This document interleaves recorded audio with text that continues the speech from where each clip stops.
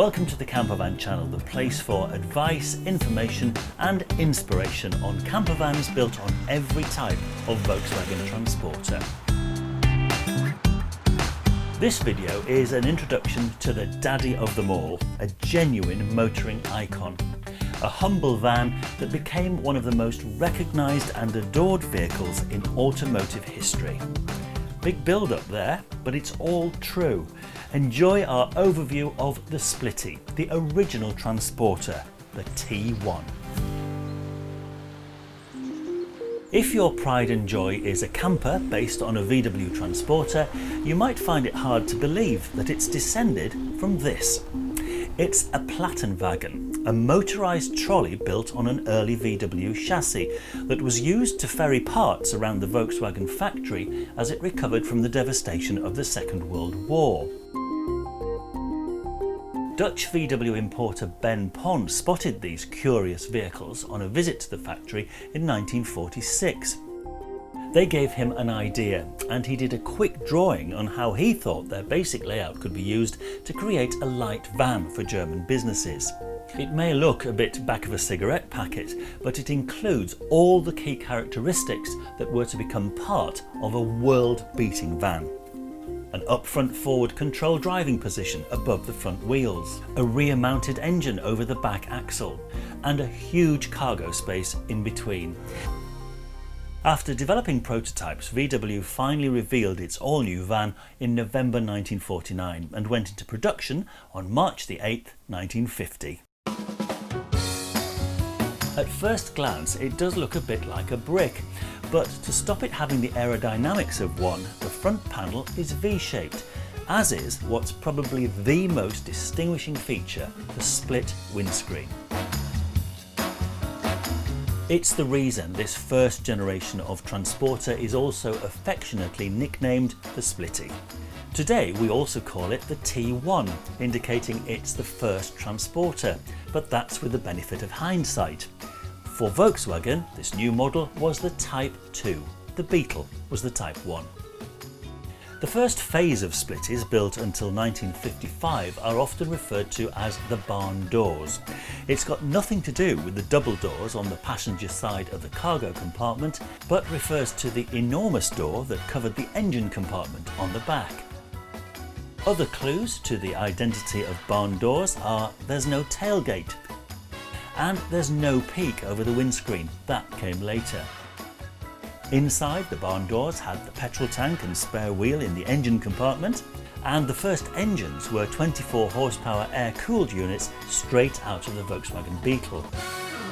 Right from the start, flexibility was going to be the key to the Transporter's success, so within a year there were all kinds of variants. First off the line was the Commercial, a simple panel van offering a large cargo space and smooth sides for posters or a nice bit of sign writing to advertise your business. This van, built in August 1950, is the oldest surviving road legal Transporter. She's called Sophie. She had a bit of a charmed life compared with lots of her brothers and sisters and went through a meticulous 3-year restoration. She now has pride of place in Volkswagen Commercial Vehicles' collection of historic old-timers. Within a month, vans were joined by combis. Still very basic, but they had 3 windows down each side of the cargo area and a middle and rear row of seats that could easily be removed. So a kind of combination of a work van and a family passenger car all in one. Then in another month, an 8-seater minibus arrived, very similar to the Combi but with a smarter interior.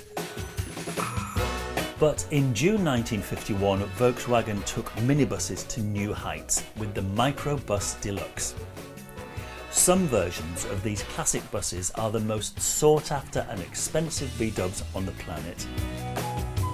They had an optional folding sunroof, tons of polished aluminium and chrome. Even the VW badge was chrome plated. It was painted on lesser models. Plus it had panoramic views because it had more windows than your average greenhouse. With an early Samba, you could have up to 23 windows. That's including 4 optional skylights down each side, which was a popular design feature on much bigger buses and coaches at the time. Plus 2 windows that curved around the rear pillars. These were dropped after 1963 to make space for a wider rear window, hence why later Sambas had to make do with only 21 windows. The Samba's interior was far more luxurious than on the standard buses. The 9 seats in 3 rows were upholstered. There were ashtrays and even hooks for coat hangers. Volkswagen was very relaxed about third-party companies converting its transporters, which led to police vans, refrigerated vans, ladder trucks, fire engines, even hearses, and of course camper vans. But that makes campers sound like part of VW's grand plan. They weren't. It was an idea that kind of grew out of the times, when people were getting back on their feet and regaining their freedom after the Second World War. They wanted to travel and have adventure. The story goes that within a year of the transporter being launched, an officer in the British Forces, who was based in Germany, bought one of these transporters and took it along to the coach builders Westfalia, and he asked them to convert it into mobile accommodation. Westfalia's solution was to come up with camping boxes. They were a kind of kit of camping parts, all the paraphernalia you needed to temporarily convert your transporter into a camper van. The main element was a wooden box or a kind of sideboard cum storage cum kitchen unit that you slid into your van behind the front seats for the weekend. Then, when you'd been camping, you took it out again and presumably stashed it in the garage when you needed your combi or bus for work or as a family runabout during the week. Westfalia eventually sold 1,000 of them, and most importantly, the whole idea that you could live in your transporter was well and truly established. VW credits Westfalia with showing its first permanently converted Splitty campervan in 1952. Eventually, the two companies would form a partnership which would produce campervans based on 4 generations of transporters. But of course, many customers went elsewhere for their VW campervans. Independent converters started popping up all over the place, like Devon in the UK, which started out in a garden shed, and Dormobile, an adaptable coach building company that actually had roots going right back to the 1700s. By 1954, the transporter had become so popular, the original Wolfsburg factory couldn't keep up with demand. So VW built an enormous new factory in Hanover and has built transporters there ever since.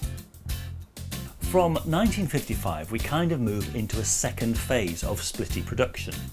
Volkswagen continually improves the transporter with a tweak here and an upgrade there.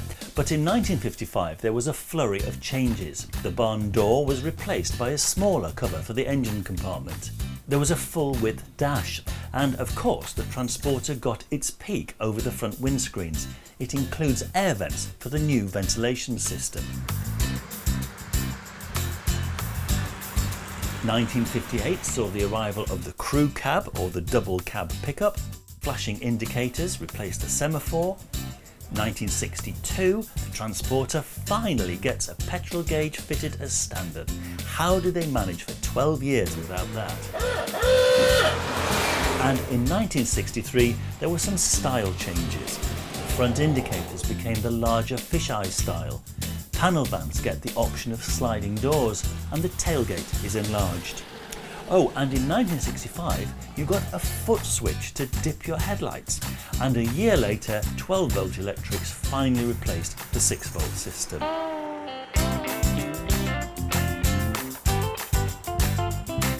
By 1967 the Splitty was getting on a bit and facing stiffer competition.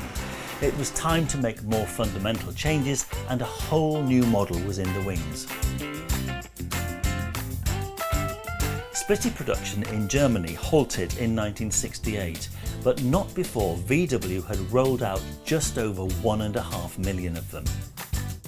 But it's not just about the numbers. VW's simple van for business had revolutionised the way we use vehicles.